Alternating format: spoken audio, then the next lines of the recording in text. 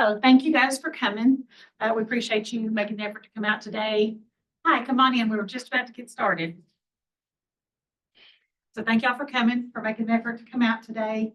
Anybody that's online, thank you very much for joining us. I'm Robin Wheat. I am a navigator in the Office of Student Career Preparedness. We're the ones hosting this event, but we are so fortunate to have this panel of ladies and our wonderful moderator to help us out today, and they are from all over the campus.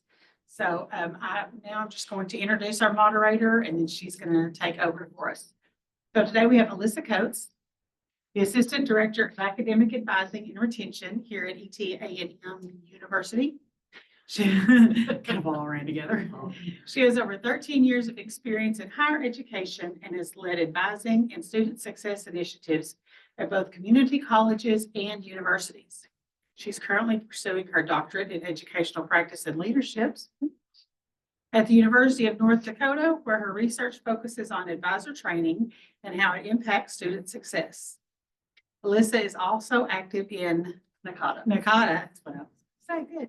The Global Community for Academic Advising, where she contributes to regional leadership and professional development efforts. Ladies and gentlemen, Alyssa Coates. Soon to be Dr. Alyssa. Yeah, let's not do that. You do put it in existence, put it in the atmosphere, put it in the atmosphere. Is there your knowledge you sent me with their bios, or do you want me to have them both introduce themselves? I think ready to introduce them. Right. I apologize, y'all. I was running swiftly from lunch and I forgot my laptop. So I'm going to do a quick introduction of our panelists real quick. I apologize for my technical difficulties. So I'll introduce our panelists real quick, if you will bear with me, and I will go ahead and introduce them. So I appreciate y'all. Come on in. You're more than welcome to come on in. Have a seat. We're just going to introduce our panelists real quick and then we're going to get started, okay? All right. So I'm going to start with Miss Deirdre Hill Jenkins real quick. All right, so she currently serves as Assistant Director of the TRIO and Raleigh. Oh, I need to speak up a little bit for the Zoom. Should I stand back over here? Well, I don't know. I mean, it's the camera that's recording over there. I don't know where the audio is. Where's the audio? Can y'all hear me right here? Thumbs up. Much better in the Zoom. Okay. All right, so I'm going to introduce Deirdre Hill Jenkins, Dr. Deirdre Hill Jenkins. I apologize. She currently serves as Assistant Director of the TRIO and McNair programs. Her educational background is she has a BS and an MS, both from Troy University, and a PhD from Capella University. She has quite a list of professional achievements, and her areas of expertise are in recruitment, academic advising, strategic planning, collaboration, program planning, and facilitation. Some of her personal interests include movies, especially thrillers and science fiction, music, traveling, reading, and collecting postcards from all around the world. Our next introduction is going to be Dr. Leslie Ekpe. She currently serves as Assistant Professor in the Department of Higher Education and Learning Technologies at East Texas A&M University. Her educational background is a BA in Management from Alabama A&M University, a Master's of Arts in Communication Management from the University of Alabama at Birmingham, an MBA in Business Administration from Sam Houston State University, and a PhD in Higher Educational Leadership from Texas Christian University. Her personal achievements she lists as her dissertation was awarded first place in the American Association of Colleges for Teacher Education in 2023. It was awarded the Holmes Program Dissertation Funding Competition. She also serves as the current secretary for the Council of Ethnic Participation within the Association of the Study of Higher Education. And she has quite the list as well. And she's also led some other initiatives in Fort Worth. Her areas of expertise are higher education, minority serving institutions, and racial equity. Her personal interest is she loves to travel and spend time with her family. She loves to cook and really enjoys getting to know people with a vast array of backgrounds. Our next panelist is, I apologize, Lydia, I apologize. Try, just slowly. Kara Koska. Almost. I apologize. Yeah, it's I had it okay. correct. Yeah, Karaskosa. Carrascosa. I apologize. She currently serves as the graduate enrollment specialist in the graduate school. Her educational background is a Bachelor of Science from Texas A&M University, a Master's of Agriculture for Texas A&M, a Master's of Science from East Texas A&M. She is a current doctoral candidate and the Doctor of Education from East Texas A&M, and she has graduate certifications in higher education of student affairs and higher education teaching from East Texas A&M. She has quite a few professional achievements as well. These ladies are very, I feel kind of, I feel some imposter syndrome standing up here, but I must say they're quite the list of achievements up here. She has served over 25 years in public higher education in Texas, and she has quite a few certificates as well. Her areas of expertise include graduate enrollment management, student recruiting, and admissions. Her personal interests include yoga, hiking, biking, camping, and snow skiing, and anything where she can stay active and be outside. And our final panelist is going to be Vanessa Quinn. She is our Associate Dean of the Honors College at East Texas A&M University. I apologize, Dr. Quinn. Her educational background includes a PhD in Life Sciences at Indiana State University, a Master's of Science in Biological Sciences at Northern Michigan University, and a Bachelor of Science in Psychology and Zoology at the University of Wisconsin-Madison.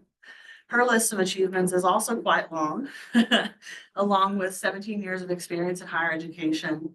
She is a leader in faculty development, curriculum innovation, undergraduate research, leadership and administration, and STEM education. She's also received quite a list of awards, which would take me quite a while to list. Her areas of expertise include research in biological sciences, animal behavior, evolution and endocrinology, administration and undergraduate research, STEM, outreach, program innovation, faculty affairs, and student success. Her personal interests include the outdoors, cooking, reading, and traveling. So if you all would help me welcome our panelists.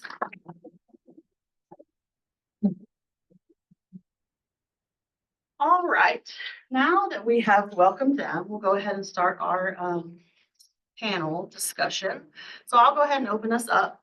What motivated each of you to attend grad school? So if you just want to, anybody wants to chime in, I don't want to have to pick on them. All right, go alphabetical order. So the joke or the gag for me, as far as like grad school, the master's because it was free, the PhD because somebody dared me to go and pursue a PhD. Yeah, I actually did my first master's degree right after I got my bachelor's degree. And matter of fact, I graduated on a Friday, and 2 weeks later, I started graduate school at Texas A&M. And like Dr. Hill, I was a graduate assistant, so being able to earn some money while I went to graduate school was the deciding factor for me at that point in my life. So. Yeah. So I finished my undergrad at Wisconsin. And I took a year where I did temporary field jobs. So I worked in Las Vegas studying desert tortoises. It's another story.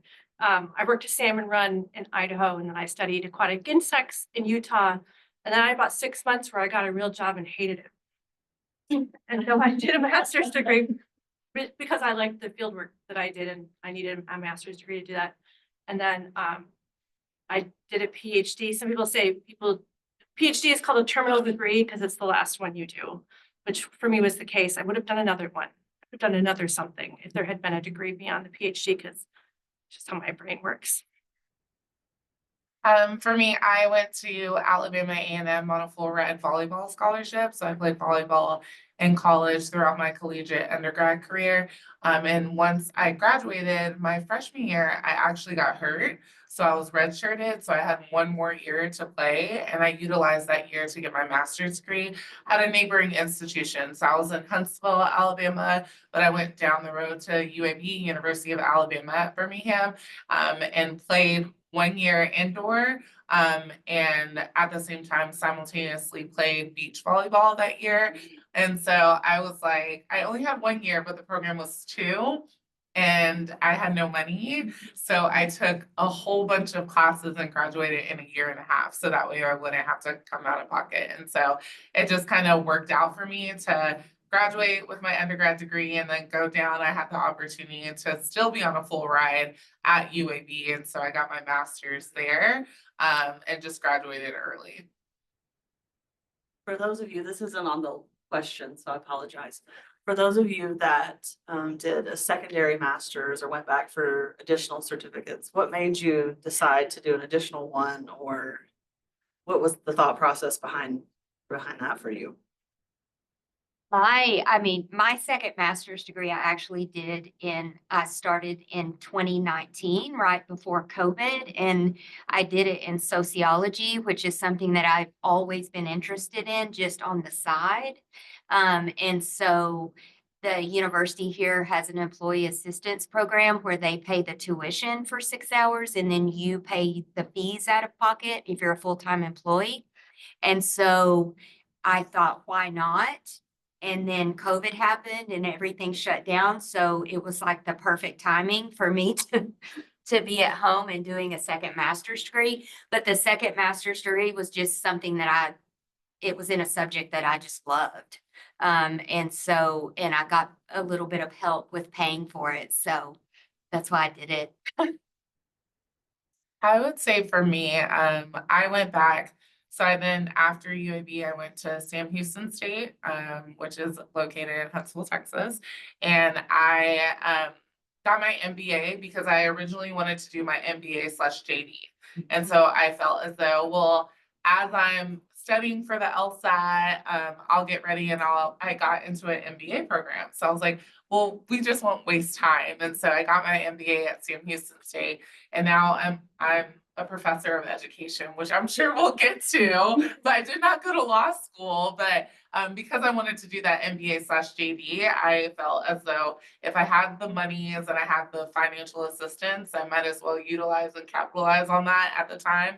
And so I was able to go into Sam Houston State as well, just taking out a small loan and get most of my school paid for. So I ended up getting my MBA in hopes of then continuing on into law school, which many programs, if you are looking to go that law route, they are now doing that combination of MBA/JD, or it's another master's degree with that JD. And so you might want to look into those opportunities to get those 2 degrees and see where it will take you. But I did not end up going that way, but I do have an MBA in business administration. So A couple of you've already answered this, but how did you choose your program and institution?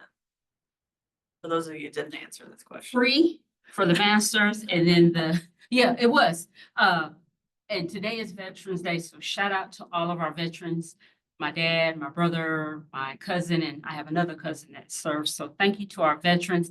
Thanks to my dad having GI Bill, I was able to get my master's paid for, a little bit of my doctorate, not too much. But the funding part, that's something that I always try to stress to my students.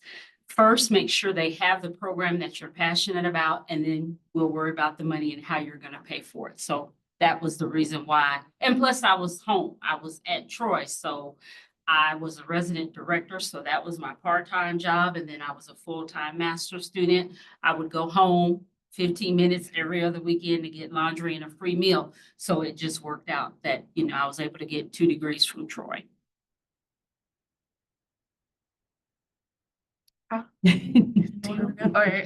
Sure. So, I wasn't a great student as an undergrad. And so the reason I chose the university, Northern Michigan University, which was the best place for me to go. They were very supportive and very, I had the best thesis advisor I could have had. Kind of kept me in line and made sure I stayed on track. The funding wasn't good, but that was because I didn't have good grades as an undergrad. That doesn't mean if you graduated with a 2.7. So you can still go to grad school. Yes. You just might not get, a 5-figure salary. I did not have that. When I did my PhD, I had a very successful master's, so it opened me up to more PhD institutions. And it was the funding and the advisor, the woman I was working with was doing interesting work that I was interested in. And so, and sort of, I thought, so Northern Michigan University is in the Upper Peninsula. I loved it. It was wonderful. We got 180 inches of snow the first year I was there. I know, I loved it. Not for everybody. I also had an application in at Michigan Tech, which is also in the UP, and I didn't go because my master's advisor said, you will never finish your PhD, because I was in a place where I loved. And so I went to Indiana, which is not the UP. One thing that I didn't do that I would just advise to you all is weigh out all of your options, right? Like the title of our session is to go or not to go, right? And I'm sure that all of you all are positioning yourselves in that question, right? Like, should I go? Should I not? Maybe some of you all are juniors, seniors. I would definitely weigh out all your options. And what I mean by that is, I know this didn't happen for me, but for my brother, after he graduated, he got a job and his job paid for his master's. That didn't happen for me because I was playing sports. So it was like I was getting funding a different route. But you also want to look into opportunities where if you work for Lockheed, they have a program where they pay for your master's, right? And so there are opportunities if funding is an issue where you're like, I know I want to go to graduate school, but I don't know how I'm going to pay for it. I think we can all attest to we were there, right? And utilizing our resources, try to look into all of your options. And then also, as Dr. Quinn stated, if you are looking to do a specific master's, right? Like it's master's in sociology, and then the list goes on, right? And like culture and society, and the list goes on.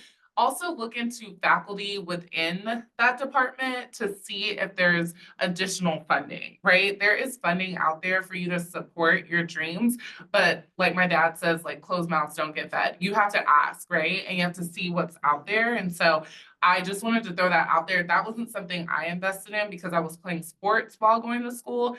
But if there's an option for you to actually start your career or your job and also basically get paid to go to school, I would definitely invest in that, just because I know that there are a lot of master's programs, doctoral programs that require some type of work experience.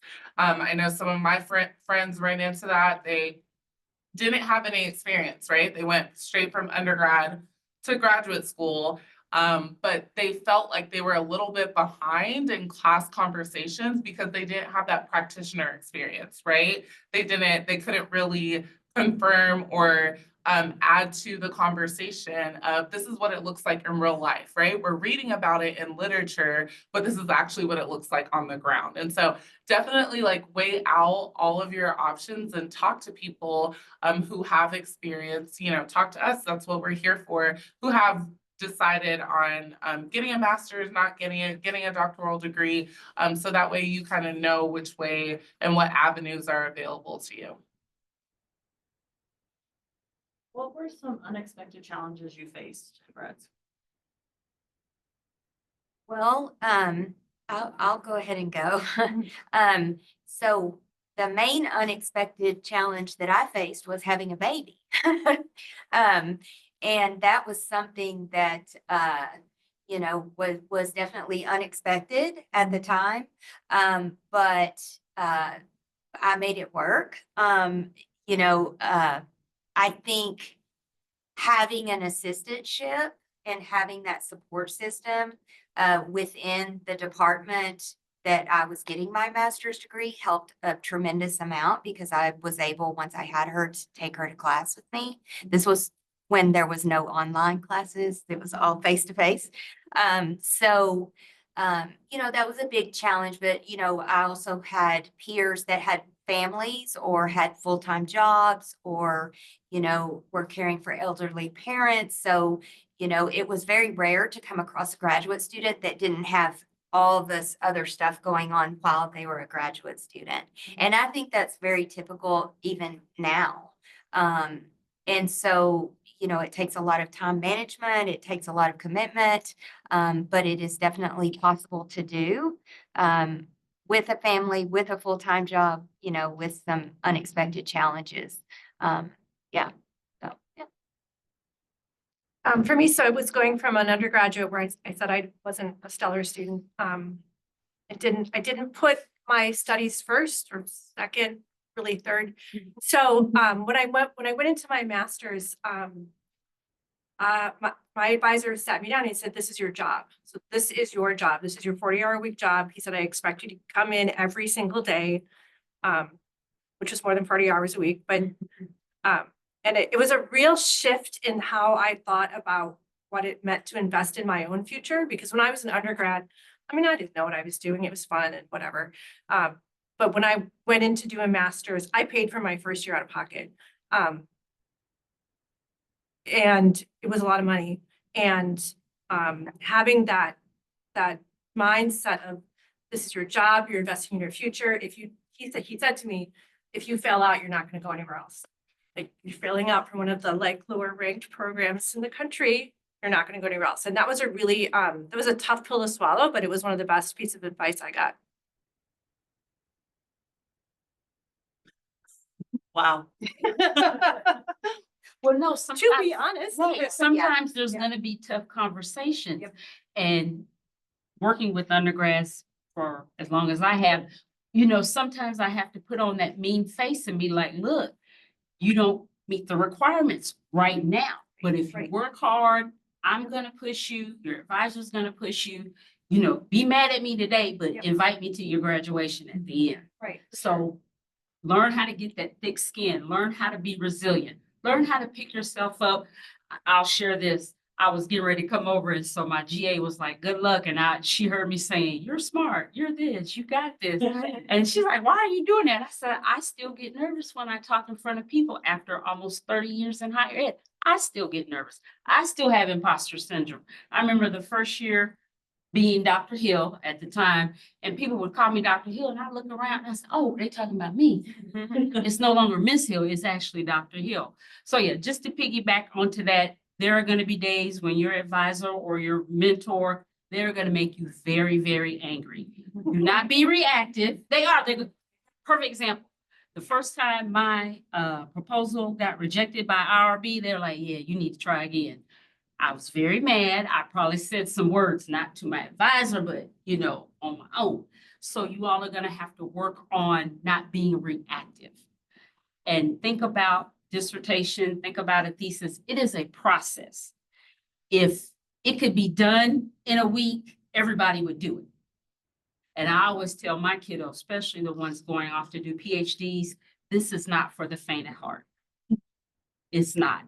And I'm not going to sugarcoat it. It's not for the faint of heart. As far as the question that was asked, I had the audacity to take a brand new job in the middle of my dissertation all the way in Nevada. So I left Alabama with my dad in a U-Haul, and we drove cross country to Reno, Nevada.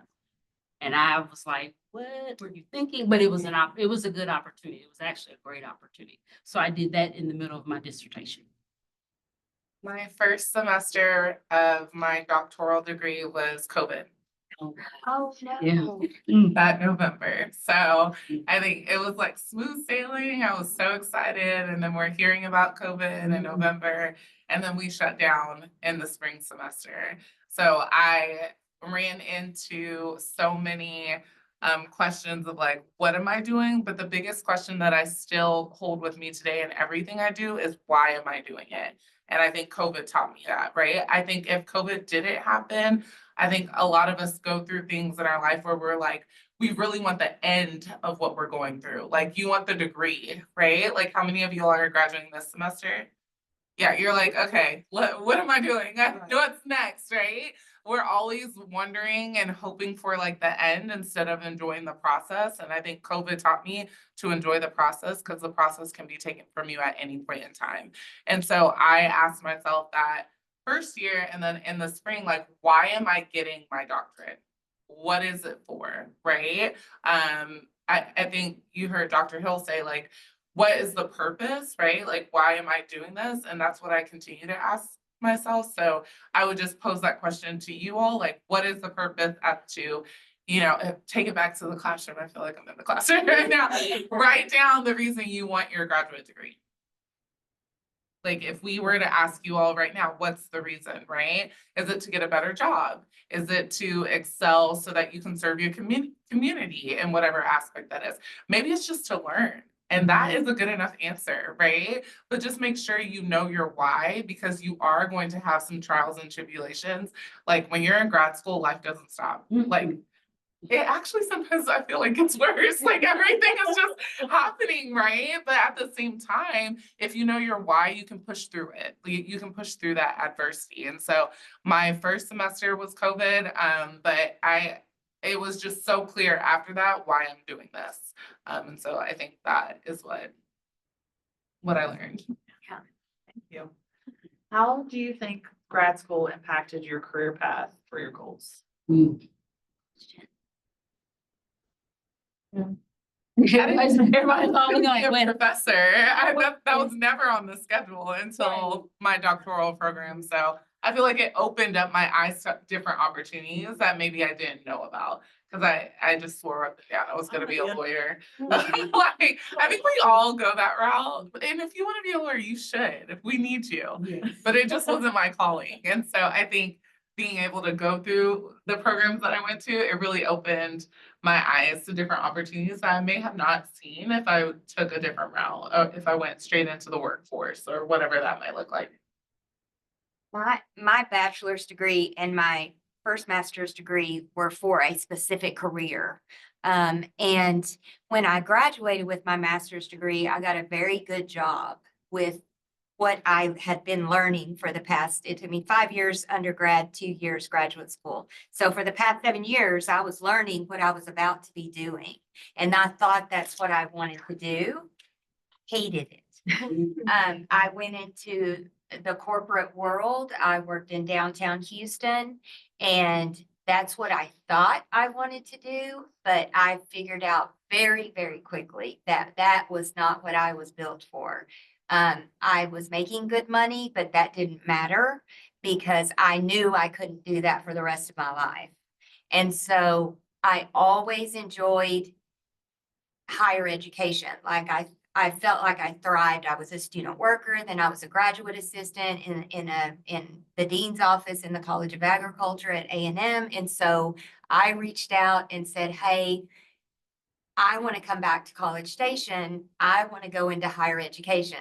Mind you, I had no experience other than being a student worker where I answered the phones in an office for 3 years and then a graduate assistant. And so I started applying for jobs, entry-level academic advisor jobs. And I finally got someone to take a chance on me. And I moved my family back to College Station. And I've never left higher education since then. That was in the fall of 2002. And so, you know, but I will tell you, having a master's degree, even though it wasn't in higher education or anything to do with higher education, did help me when I was applying for jobs, even though I didn't have a degree specifically in that field. So, yeah, that was kind of not a corporate girl, not a corporate person. So when I did my undergrad, this was before we had advisors, and I just kept taking math classes because I don't know, my dad didn't know I was there, so, right? But it gave me a very strong quantitative background that I did not understand how valuable it would be. So I have a minor in mathematics and statistics by mistake, because I just kept taking classes. In my master's, the statistical processes, master's and PhD, the statistical work that I did, I'm just gonna say that was levels above what my other grad students were doing, just because I had this really strong background. And I've carried that through into the work I do in higher education. I'm a data hound, and I think about data and how we talk about data and how we use data and how we show people trends in data really differently than a lot of people who just started doing it, just because, you know, I've been doing it for decades. And so if you have quantitative skills, and y'all do, somebody told you you didn't want it, and they were lying. Y'all do. not easy for everybody, but you all can do it. Having that background really sets you apart from the majority of people who've been lied to and told they're not good at math, because y'all are. What you said about, I got the minor by mistake. Yeah, I I did. think about taking classes just to take classes. I didn't think I would take math courses just to take math courses. Like, My mom's a mathematician, and so I was very blessed to have this, like, math is a tool. You know, you're not gonna bleed from the eyes if you do it. You just gotta figure out how to use it right. And I started in calculus, and I just I'm taking classes until a professor was like, so nobody needs differential equations in biology. And I said, oh, well, what do I do? Statistics? Okay. So that's so awkward. I wish I was blessed with that kind of frame, but. Would you recommend graduate school to someone who's unsure about the future? that one's hard. I think it goes back to what Dr. E said about knowing your why. So one of the things that I try to impart with students that I meet and work with is know your why. So I started off, I'm going to be this fabulous teacher and I'm going to teach high school students, yada, yada, yada. Did my internship and said, there is no way. Not because of the students, but because of the advisor I had. She was very resistant. She was very negative, and I could do nothing right as an intern. So I was like, okay, we got to figure out what I'm going to do because I love people and I love students and I want to help them. And so at the time, Troy introduced a brand new counseling program. I said, oh, I counsel, that's easy.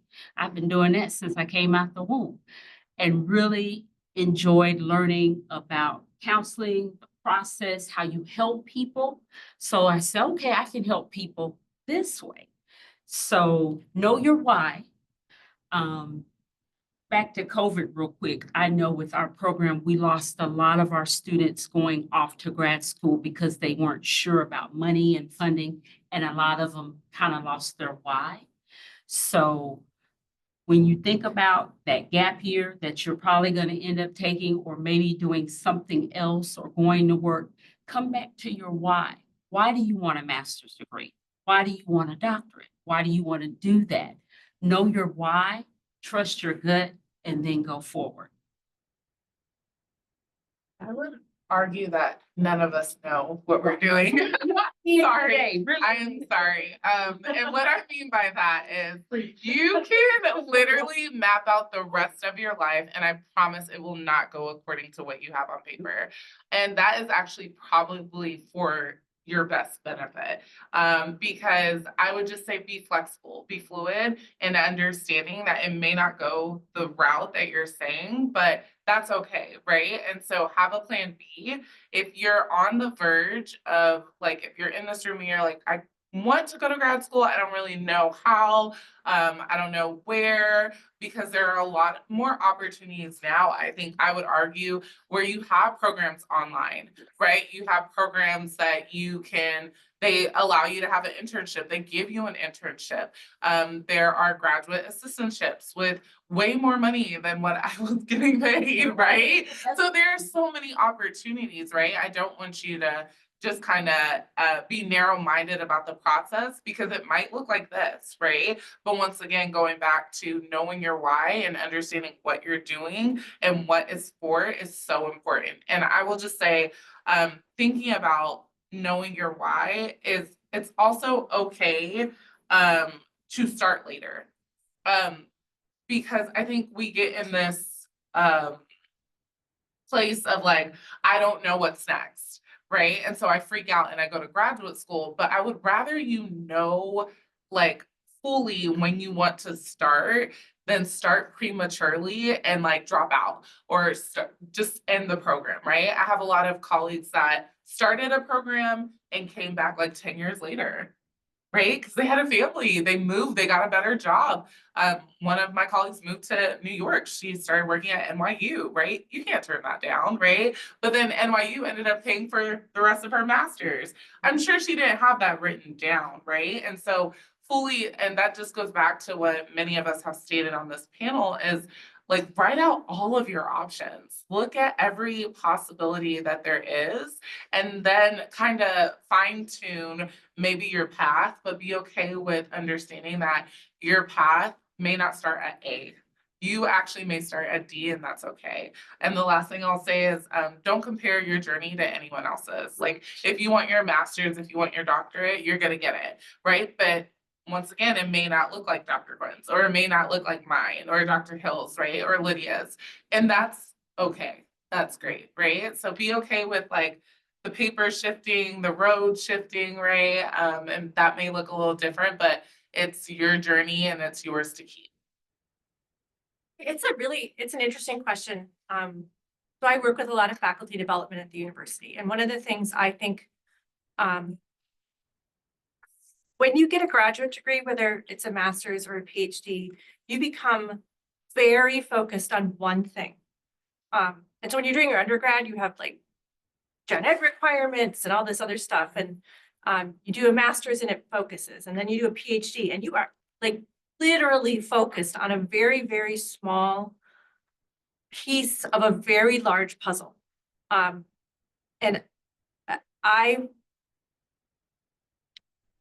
because of that focus that you get, this is my experience. I have seen people who finished PhDs, gone into the workforce to do whatever they wanted to do, and they forgot, right?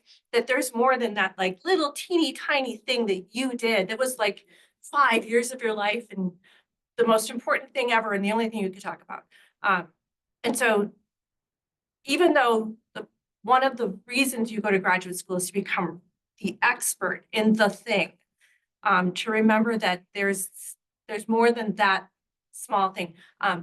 I studied how color was produced in lizards, and nobody cares at this institution how lizards produce color. I do, it's pretty cool.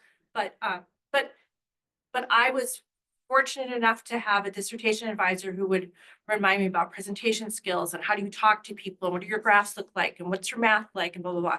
And so it's tough because grad school for me was the best and the worst decision I made.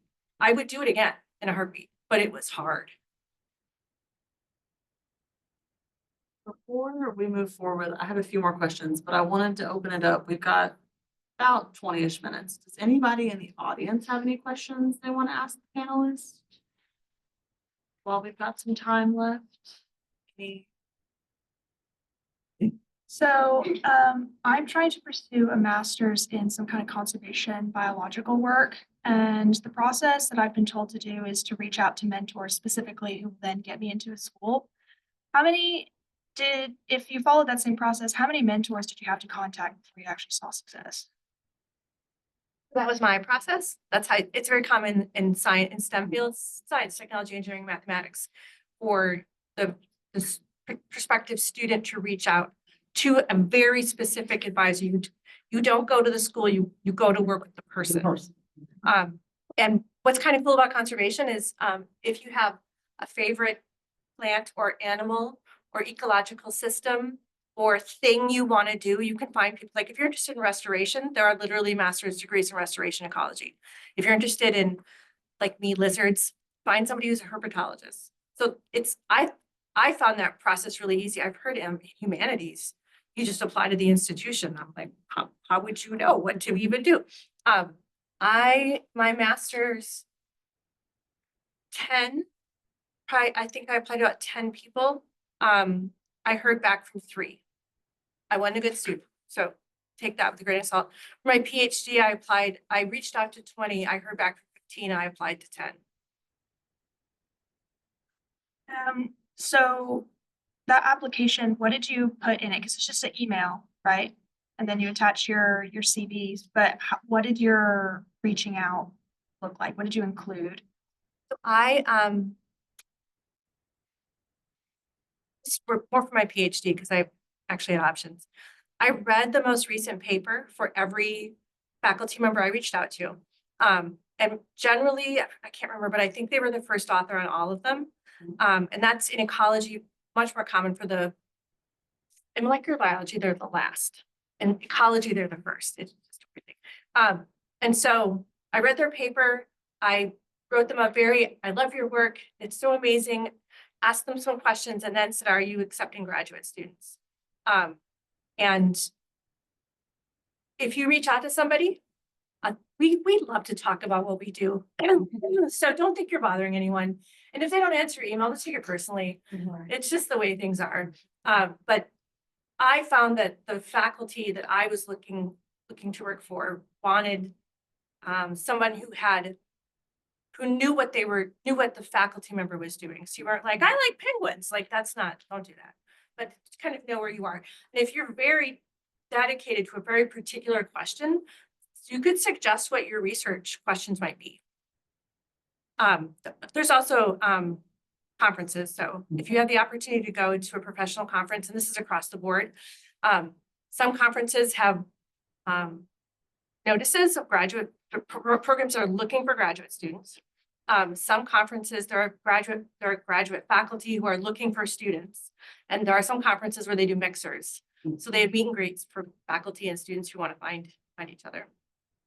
So piggybacking off that, if you know, let's say 10 schools, you need to go ahead, go to the website, go to the department, whoever is in your area of conservation, go ahead and start emailing them now. The buzzword, as far as like grad school, PhD, you need to network. You need to start making those networks.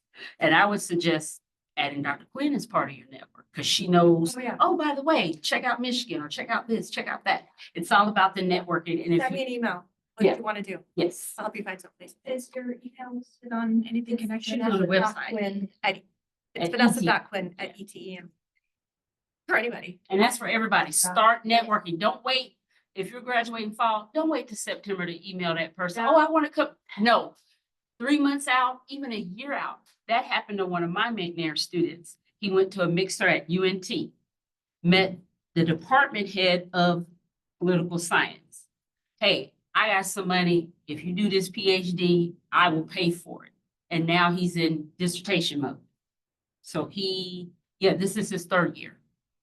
And it all started with the email and going to that mixer. So network, start networking now. Do not wait the semester before you graduate. You can start to a year. I know we went to a conference at Baylor, like Dr. Quinn said. Professors love knowing that you're reading their research and you're interested. So yeah, they're going to respond to you.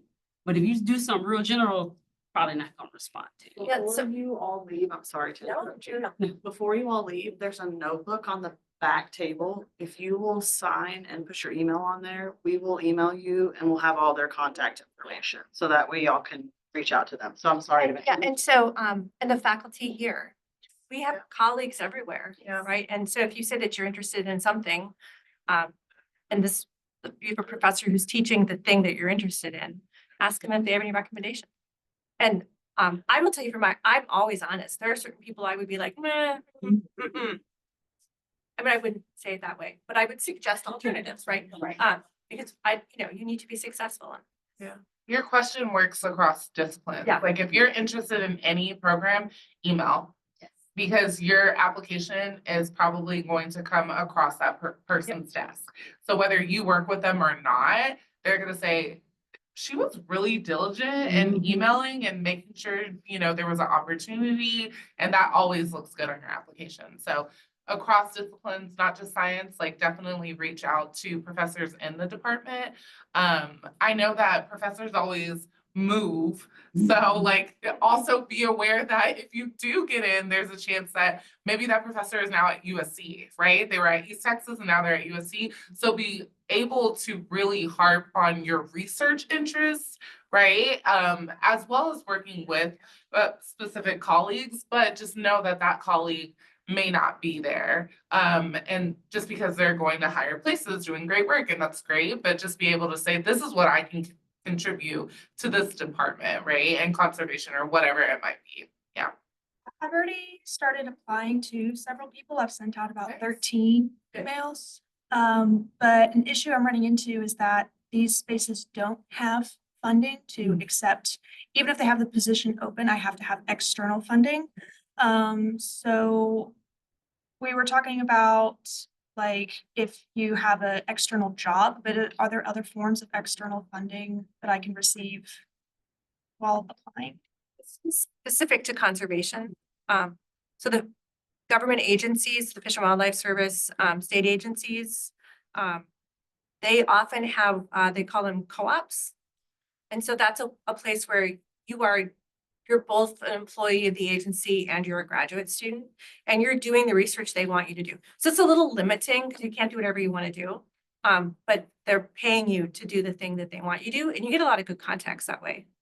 There's also there are a lot of scholarships and grants that aren't even attached to the university. That I sat on a committee that awarded scholarships and we didn't have enough applications. So. And make sure the schools you're looking at, they may have external funding links, so check those. Pro Fellows, this is for everybody. If you're not on Pro Fellows, get on Pro Fellows. It's a free website. They have information regarding funding for master's students as well as PhD students. They talk about entry-level jobs. They offer up information about study abroad. I've had a couple of students that might want to do like master's, PhD abroad. So Pro Fellows is a really good website. And then I will plug Scholarship Informer. That is a website that was created by one of my former McNair students who got her PhD from East Texas A&M. So all she does is hunt for money for you. Dr. Robbins. So Scholarship Informer. If you all haven't checked out the website, please do. I know if I send her something, she always kind of laughed, Dr. D, I can't believe you're looking for scholarships. Hey, I need an engineering or I need this. And definitely check out Scholarship Informer. And last thing I'll plug about Dr. Robin, all of her funding, bachelor's to doctorate, free, because she knows how to find the money to go to school. I would also look into graduate assistantships, teaching assistantships, and research assistantships, because sometimes they don't come from the direct department. Like for me, when I was getting my PhD, I was working for the chancellor. So I was working in the office of the chancellor, but I was going to school in the College of Education. So it's not that there might not be funding in the department, which is a true thing, right? But there is funding outside of the department. I know some of my colleagues, when we were getting our PhD at TCU at the same time, they were working in housing. So they were literally graduate assistants in the housing, which some of them, after they graduate, they're now assistant directors in housing because they fell in love with it, right?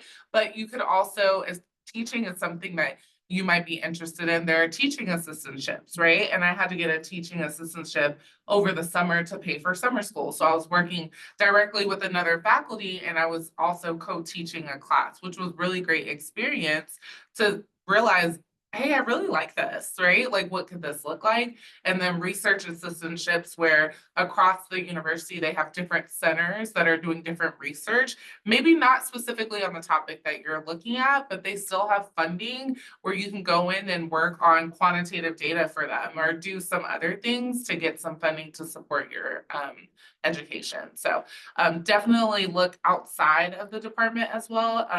Especially if you're really drawn to a specific university, don't let funding stop you from going there, right? Like let's look into different ways so that way you can resource your education.